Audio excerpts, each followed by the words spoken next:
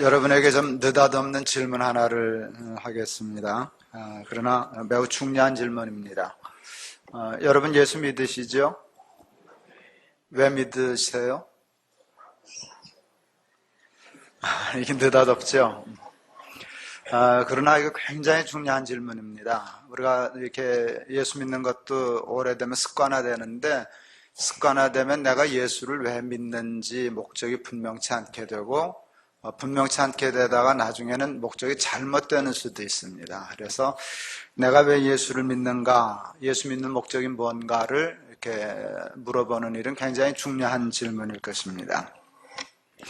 예수님에게는 12 제자들이 있었습니다. 저들은 예수님의 제자가 되기 위해서 모든 것을 버려두고 예수를 좇은 사람들입니다. 저들이 모든 것을 버려두고 예수를 좇은 데는 이유와 목적이 있습니다. 그 이유와 목적이 오늘 본문에 아주 정확하게 나타나는데 그것은 이스라엘 나라의 회복입니다. 제자들은 예수님이 메시아인 줄을 알았습니다. 그리고 이스라엘의 왕이 될 줄로 생각했습니다.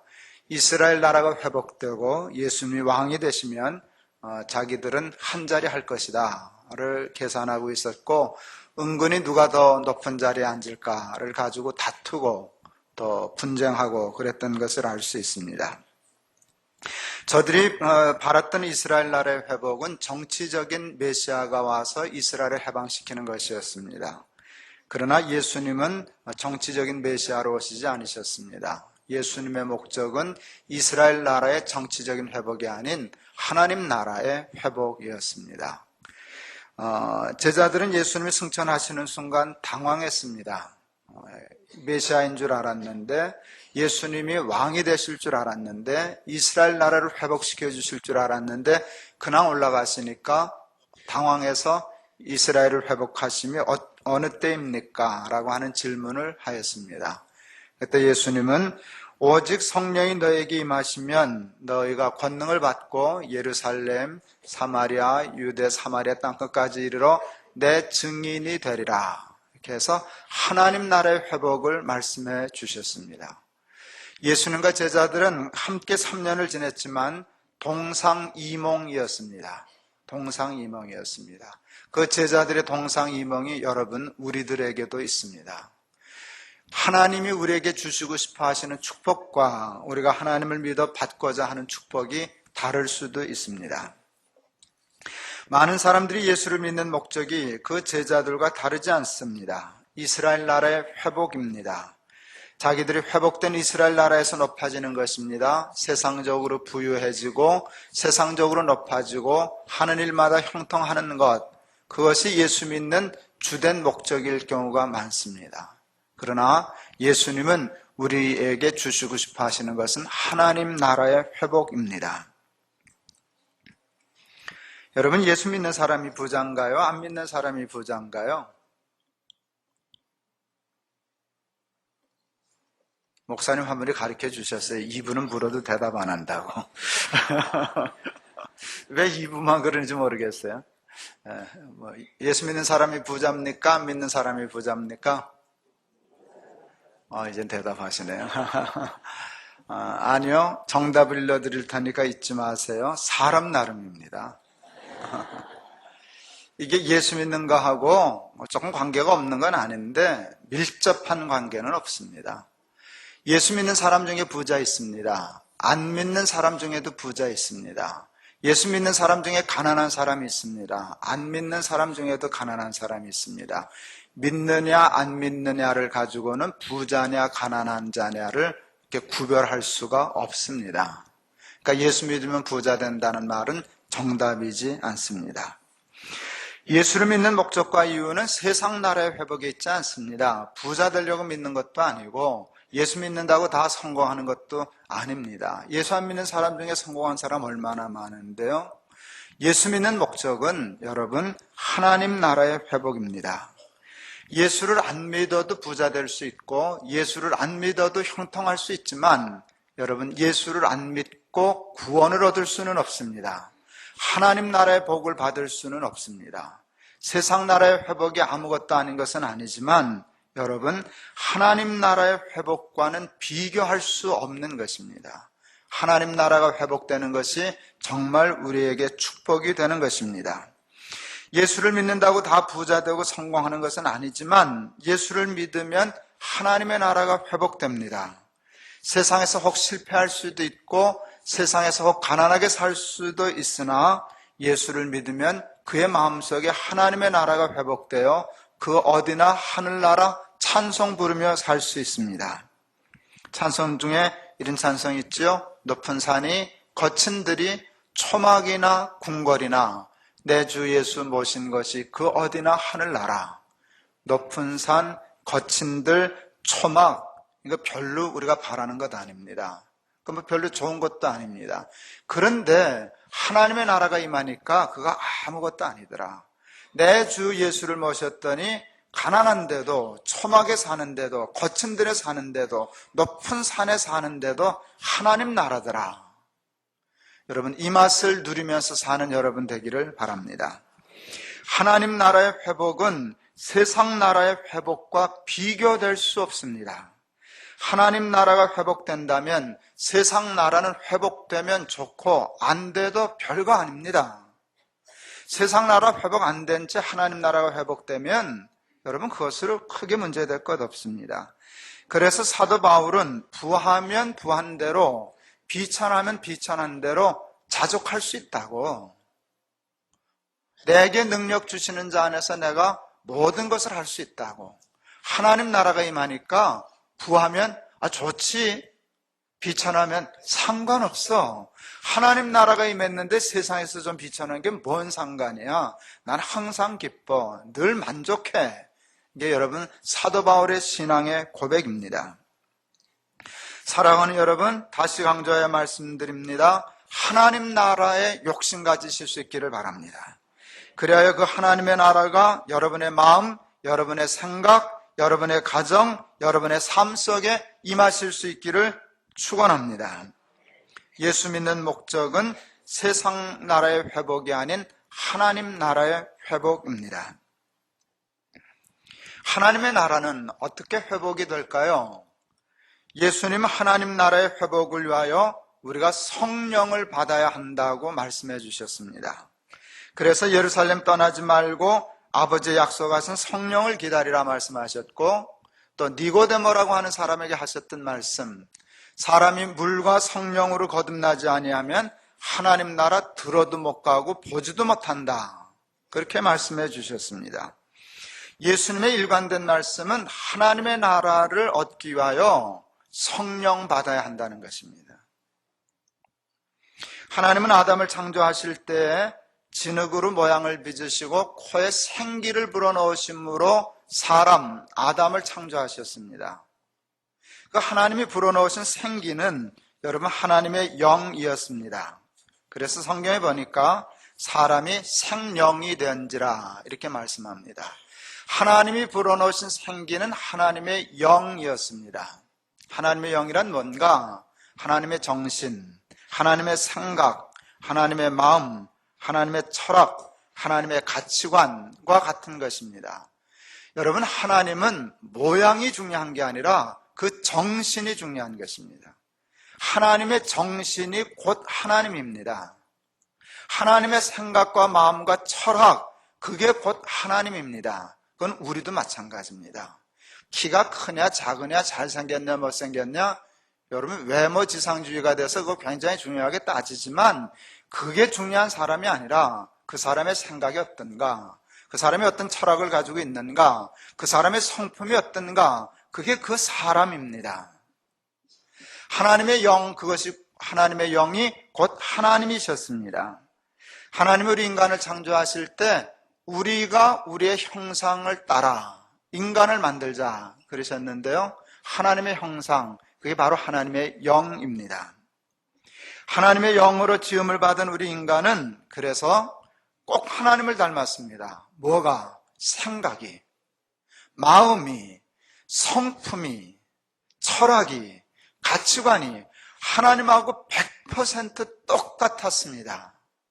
그래서 꼭 하나님을 닮았었습니다. 그래서 우리 인간은 다른 피조물과 달리 하나님의 자녀가 되었습니다. 그래서 하나님의 자녀가 되는 권세도 갖게 되었습니다. 그러므로 우리 사람에게 있어서 가장 소중한 것은 하나님의 영입니다. 만일 우리에게서 하나님의 영이 제하여진다면 우리는 그냥 진흙 한 덩어리에 불과합니다. 로마서 8장 9절, 만일 너희 속에 하나님의 영이 거하시면 너희가 육신에 있지 아니하고 영에 있나니 누구든지 그리스도의 영이 없으면 하나님의 사람이 아니니라. 그리스도의 사람이 아니니라 라고 말씀하십니다. 여러분, 진흙 플러스 하나님의 영 이퀄 사람입니다. 이게 성경이 얘기해주는 하나의 등식입니다. 그럼 우리 사람에게서 하나님의 영, 사람 마이너스 하나님의 영 이퀄 뭔가요? 진흙입니다. 그게 정답입니다. 그리스도의 영이 상실되면 돈이 많든 적든 박사든 아니든 상관없이요, 다 진흙 한 덩어리 이상도 아니고 이하도 아닙니다. 그냥 진흙입니다. 그런데 우리 인간은 사탄의 유혹에 넘어가 선악과를 따먹고 범죄함으로 이 소중한 하나님의 영을 쏟았습니다. 죄 짓고 나면서부터 뭐가 나타났는가 하면요, 하나님의 영이 상실되는 게 나타났어요. 생각이 하나님과 똑같았는데 선악과 따먹고 나서부터 달라졌어요. 가치관이 달라졌어요. 철학이 달라졌어요. 생각이 달라졌어요. 마음이 달라졌어요. 그리고 엉뚱한 짓을 하는 거예요. 뭐가 가치 있는지 없는지를 분별 못해요. 그래서 하나님이 안타까워하셔요. 너희들은 어찌하여 양식 아닌 것을 위하여 은을 달아주고 배부르지 못할 것을 위하여 수고하는가? 왜 그런 줄 아세요? 하나님의 영이 상실되므로 뭐가 옳은지 그른지, 뭐가 좋은지 나쁜지, 무엇이 더 가치 있고 가치 없는 것인지를 분별하는 능력이 잘못되었어요. 그때부터 인간의 삶은 망가지기 시작했어요. 전에 없던 일들이 생기기 시작했습니다. 온갖 문제들이 발생하게 되었습니다. 시기, 다툼, 미움, 분쟁, 아픔, 상처, 눈물, 슬픔, 괴로움, 고통, 이런 것들이 이 땅에 충만하게 되었습니다. 여러분, 세상 나라가 망가져서 그런 게 아니라 하나님 나라가 망가짐으로 세상 나라가 망가지게 된 것입니다. 그 하나님의 나라가 무너져 내린 중요한 까닭은 선악과를 따먹고 하나님의 영을 상실했기 때문입니다. 사람들의 불행의 원인이 세상 나라의 상실에 있는 줄로 압니다. 그러나 그렇지 않습니다. 우리의 불행은 하나님 나라의 상실에 있습니다. 하나님 나라의 상실은 하나님의 영의 상실에 있습니다. 만일 우리의 마음과 생각과 뜻과 성품과 정신이 하나님의 영을 다시 회복하게 된다면 여러분, 이 세상은 즉시 하나님 나라가 될 줄을 믿습니다. 하나님 나라가 회복되면 초막에 살아도 행복할 수 있습니다. 높은 산에 살아도 즐거울 수 있습니다. 그러나 여러분, 우리의 마음과 생각과 삶 속에 하나님의 영이 거하지 아니하시면, 하나님의 나라가 상실되면 궁궐에 살아도 지옥입니다. 궁궐에 살아도 지옥입니다.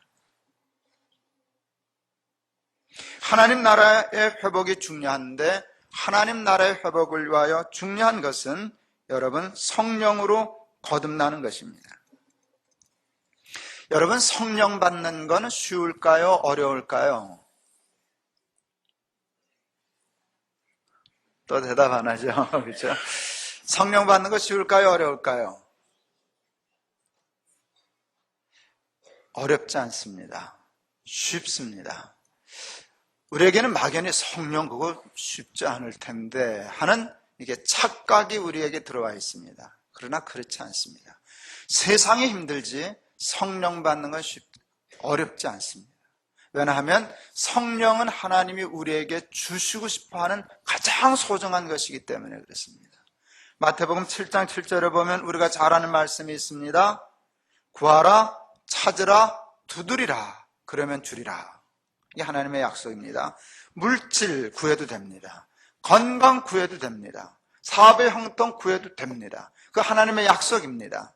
그런데 누가복음에 보면 조금 더 하나님의 속내가 그 말씀 속에 들어있는데 누가복음은 이렇게 되어 있습니다.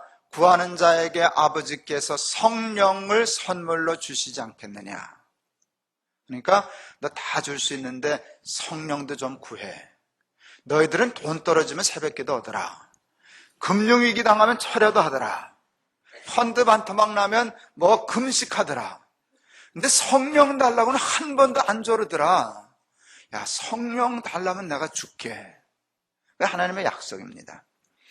예수님은 오늘 본문 4절에서 아버지의 약속하신 성령을 기다리라 그렇게 하시고 5절에 이렇게 됩니다. 그러면 이렇게 이제 가르치고 그러면 몇 날이 못 가서 너희가 성령의 세례를 받으리라. 중요한 건 몇 날이 못 가서 성령 받는 걸 세례라 그랬어요. 이게 무슨 표현인가? 여러분, 당시 세례는 침례입니다. 물속에 아예 푹 빠지는 것입니다. 너 성령에 아예 푹 젖도록 성령의 침례 세례를 받게 될 것이다 하는 것인데, 그게 한 1년은 기도해야 될걸. 그게 만만하냐? 너 대학 가려고도 몇 년씩 공부하지 않아? 이건 한 10년쯤 해야지. 아니요. 몇 날이 못 가서 성령의 세례를 받으리라 약속하셨습니다. 저들은 예수님의 말씀대로 예루살렘 떠나지 않고 성령을 사모하여 기도했었습니다. 그리고 정말 예수님의 약속대로 몇 날이 못 가서 오순절날 성령을 받았습니다. 근데 이게 문제입니다. 예수님이 승천하시면서 너 성령 받을 거야. 그리고 오순절날 받았습니다. 그러니까 오순절하고 예수님이 승천한 기간 동안이 얼마나 됐을까요? 몇 날이 못 가서 그러니까 길지는 않습니다. 이거 계산해낼 수 있습니다. 오순절은 여러분 6월절로부터 50일이 지난 날을 오순절이라 그럽니다. 그래서 다소도자에 열을 순자를 써서 오순절 그렇게 얘기하는 겁니다. 그러니까 여러분 이제 오순절부터 이렇게 역추적을 하면 이렇게 됩니다. 예수님이 6월절 날 잔치하셨습니다. 마지막 성만찬 하셨습니다. 그리고 잡히셨습니다. 그리고 십자가에 달려 돌아가셔서 사흘 동안 무덤에 계셨습니다. 그리고 부활하셨습니다. 6월절 후 사흘 지났습니다. 그리고 부활하신 후 며칠 동안 땅에 계셨죠? 40일 계셨습니다. 그러면 43일입니다. 그러니까 6월절 후 43일 되던 날 그때쯤 승천하신 겁니다. 그리고 일주일 지나서 오순절 된 겁니다. 그러니까 예수님이 약속하신 말씀과 오순절 성령 받는 사이에는 그죠? 넉넉 잡고 일주일의 시간이 있었습니다. 그러니까 일주일만 기도하면 성령 받는다. 그런 답 찾아낼 수 있습니다. 정말 하나님 나에게도 성령을 주세요. 은혜를 주세요. 라는 사모함이 있으면 길게 잡아 일주일입니다. 성령의 은사 중에 방언의 은사가 있습니다. 근데 저는 아직도 방언을 받지 못했습니다. 목사인데. 그런 눈으로 보지 말아요. 여러분 방언 못 받아도 목사하는데 뭐 괜찮아요. 왜요? 방언이 성령의 은사인 건 사실이지만 방언만 성령의 은사는 아니잖아요. 은사가 많잖아요. 그러니까 저도 뭐 하나 받았겠죠? 그러니까 방언 못 한다고 성령 못 받았다 이렇게 하면 이게 골치 아파집니다. 제 아들 셋이 있는데 어렸을 때 보니까 이놈들이 꼭 저를 닮았어요. 성품이. 그래서 그냥 무슨 얘기하다가 너도 애비 닮아서 방언 받긴 좀 어렵겠다. 제가 그렇게 얘기한 적이 있어요. 근데 이게 빗나갔어요. 우리 아들들은 다 방언을 해요. 큰 놈이 제일 먼저 받아왔어요.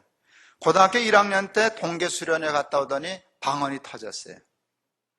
그때 그 전도사님이 그 서울대 출신이고 이런 분인데 신앙이 순복음적인 신앙을 가진 아주 뜨거운 분이 전도사님이 계셨는데 애들 끌고 동안교회 기도원에 올라갔어요. 그런데요, 우리 전도사님이 무슨 짓을 했는지는 잘 모르겠는데 한 놈만 빼놓고는 다 방언이 터졌어요.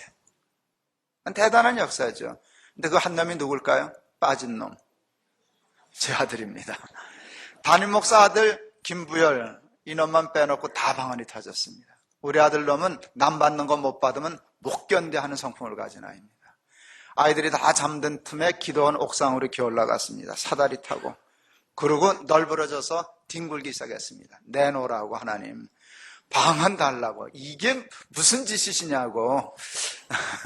다 주고 나만 딱 빼면 나는 어떻게 낯을 들고 살라고 하나님 이러시냐고 방언 달라고 울기 시작했습니다.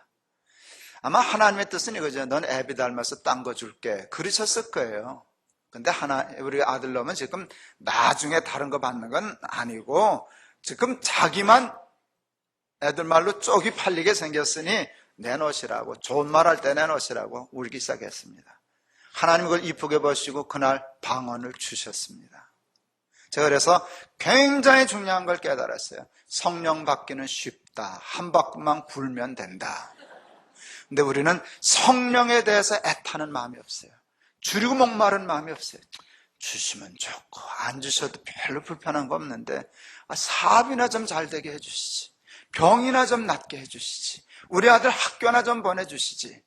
이게 간절하지 성령에 대한 사모함이 없기 때문에 우리는 성령을 소멸하고 성령의 충만함이 없이 바닥바닥 마른 심정으로 신앙생활하고 교회생활하고 사회생활하고 가정생활을 하게 되는 것입니다. 올해 우리 평강교회 표는 새 부대를 준비하는 교회입니다. 여러분 그 표가 의미하는 바가 뭔지 아세요? 우리는 낡은 부대라는 것입니다. 여러분이 새 부대인데 표를 새 부대를 준비하는 교회 하면 그건 바보 아닙니까? 여러분 새 부대를 준비하는 교회 하면 우리는 낡은 부대구나 그렇게 생각해야 옳습니다. 우리 평강교회 문제는 다른 교회도 다 마찬가지지만 낡은 부대를 가지고 있다는 데 문제가 있습니다. 우리 교회 안에 있는 모든 문제는 그 낡은 부대로부터 오는 것들입니다. 부대를 바꾸기 전에는 절대로 좋은 교회 되지 못합니다. 교회 생활 절대로 행복하지 못합니다. 죽지 못해 교회는 다니지만 여러분 교회 할 때마다 상처받게 될 것입니다. 교회 오면 뭔가 무겁고 찜찜하고 기분 언짢은 일들 자꾸 생길는지 모릅니다. 그게 다 부대가 낡아서 그 부대 안에 세포도조 같은 성령이 없기 때문입니다. 우리 부대가 낡아지게 된 것은 우리가 하나님의 영을 상실했기 때문입니다. 입으로는 주여 주여 하면서 살았지만 우리가 가지고 있는 마음과 생각과 철학과 가치관과 정신이 하나님 닮지 않아서 그렇습니다. 꼭 세상을 닮았기 때문에 그렇습니다. 세상에서 하는 이 일을 교회에서도 그대로 합니다. 세상에서 하는 말을 교회 와서도 그대로 합니다. 그러니까 껍데기는 교회이지만 실상은 하나님의 나라가 되지 못하고 세상의 상처, 미움, 시기, 다툼, 고통, 아픔, 슬픔, 눈물 여기도 다 있게 된 것입니다. 새 부대를 준비하려면 성령을 받아야만 합니다. 은혜를 받아야만 합니다.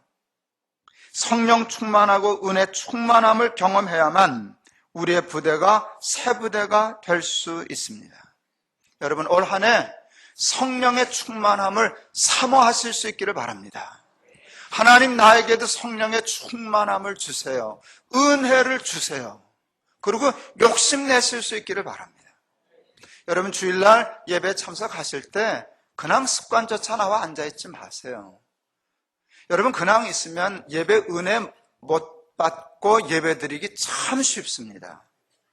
세상에 제일 쉬운 게 은혜 받지 못하고 예배 드리는 겁니다. 찬송을 불러도 오늘은 또 왜 5절씩이나 되나?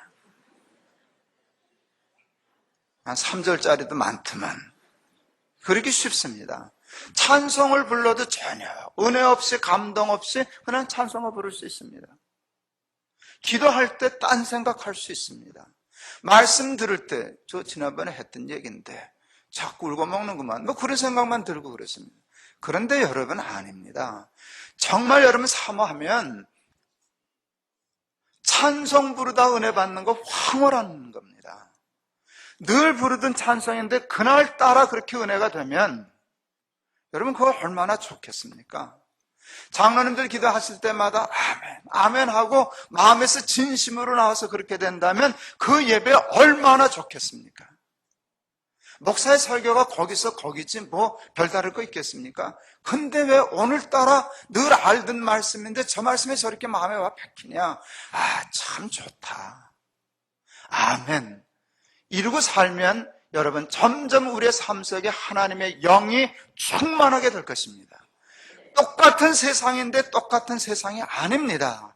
똑같은 사람인데 똑같은 사람이 아닙니다. 생각이 달라집니다. 얼굴이 달라집니다. 표정이 달라집니다. 마음이 달라집니다. 말이 달라집니다. 정신이 달라집니다.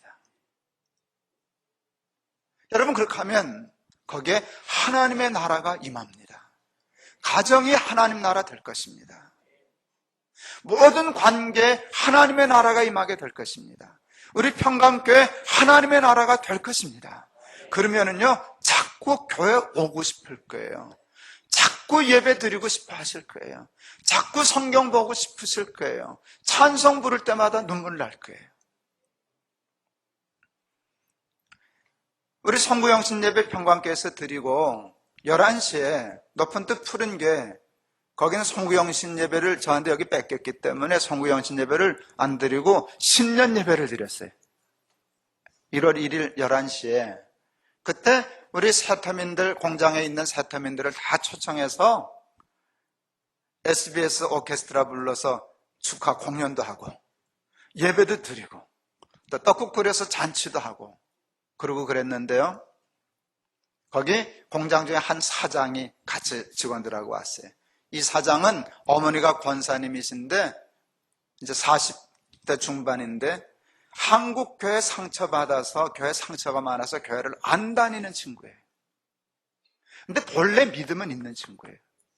근데 그날 은혜를 많이 받았어요.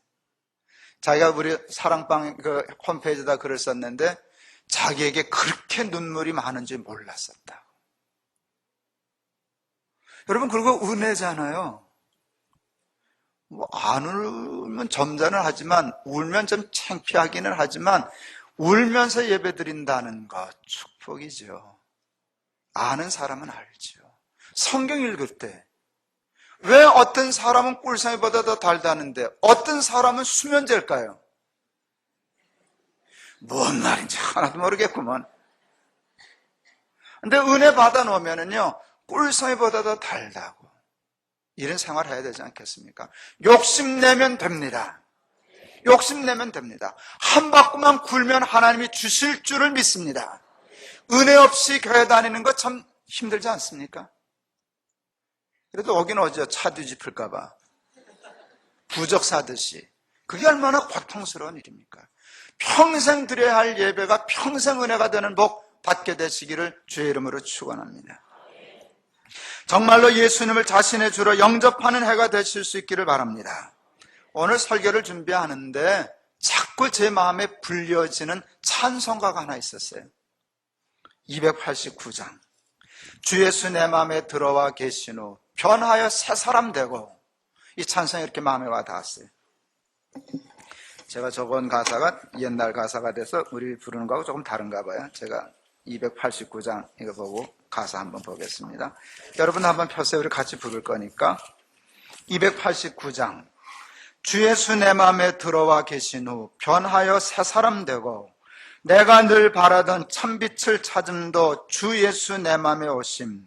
주 예수 내 마음에 오심. 주 예수 내 마음에 오심. 물밀듯 내 마음에 기쁨이 넘침은 주 예수 내 마음에 오심. 주 예수 내 마음에 들어와 계신 후 망령된 행실을 끊고 머리털보다도 더 많던 내 죄가 눈보다 더 희어졌네. 주 예수 내 마음에 오심. 주 예수 내 마음에 오심. 물밀듯 내 마음에 기쁨이 넘침은 주 예수 내 마음에 오심. 내 마음의 소망을 든든히 가짐은 주 예수 내 마음에 오심. 의심의 구름이 사라져버림도 주 예수 내 마음에 오심. 주 예수 내 마음에 오심. 주 예수 내 마음에 오심. 물밀듯 내 마음에 기쁨이 넘침은 주 예수 내 마음에 오심. 사망의 음침한 골짜기 가다가 밝은 빛 호련히 비쳐 저 멀리 하늘문 환하게 보임도 주 예수 내 마음에 오심. 주 예수 내 마음에 오심. 주 예수 내 마음에 오심. 물밀듯 내 마음에 기쁨이 넘침은 주 예수 내 마음에 오심. 내가 저 천성에 올라가 살기는 주 예수 내 마음에 오심. 천성에 올라가 주님을 뵈리니 그 기쁨 비길 데 없네. 주 예수 내 마음에 오심. 주 예수 내 맘에 오심, 물밀듯 내 맘에 기쁨이 넘침은 주 예수 내 맘에 오심. 말씀을 마치려고 합니다. 성령으로 거듭나 진정으로 예수님을 우리의 마음과 삶 속에 모시고 사는 진정한 그리스도인들이 되시기를 바랍니다.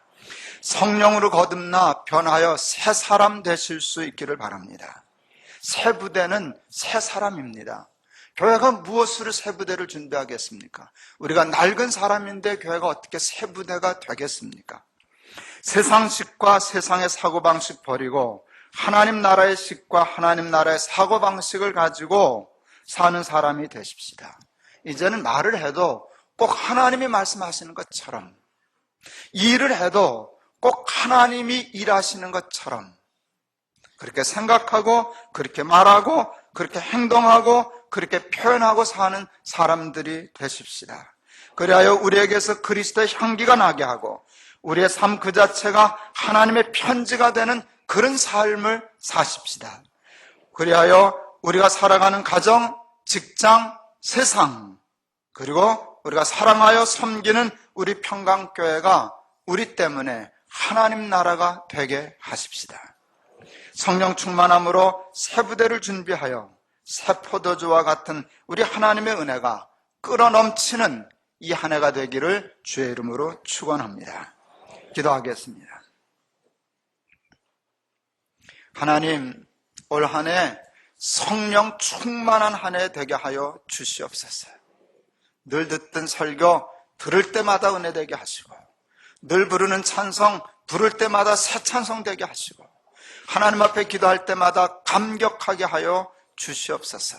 성령 충만, 은혜 충만한 해가 되어 우리가 살아가는 모든 것에 하나님 나라가 임하게 하여 주옵소서. 예수 그리스도의 이름을 받들어 기도하옵나이다. 아멘.